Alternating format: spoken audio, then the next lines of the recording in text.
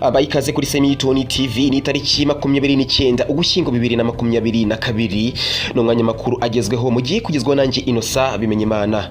Kuri yo wa 28 Ugushyingo 2022 i Nairobi hatangijwe imishyikirano hagati ya Repubulika ya Demokarasi ya Kongo n'imitwe irenga 40 yitwaje intwaro.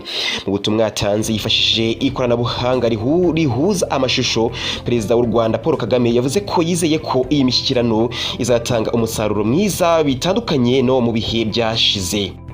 Ikigo cy'igihugu gishinzwe imisoro n'amahoro cyatangaje ibihano bizahabwa umuguzi utazaka inyemezabuguzi ya IBM ndetse n'umucuruzi utayitanga. Mu yandi makuru, kuri uyu wa 28 Ugushyingo 2022 nibwo Paul wamamaye ku mbuga nkoranyambaga yashyinguwe n'umuhango wabereye mu karere ka Musanze aho yaratuye n'abavandimwe be babiri.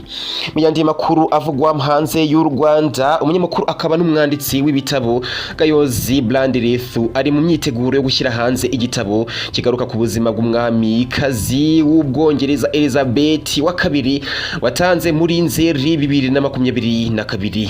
Amakuru agezweho na Nyasoreje, mbashimiye uburyo twabanye, mukomeze mukore subscribe, share, comment kugira ngo mubashe kubona andi makuru ndetse n'ibindi biganiro bigenda bica kuri no channel ya Semitoni TV. Ndabashimiye.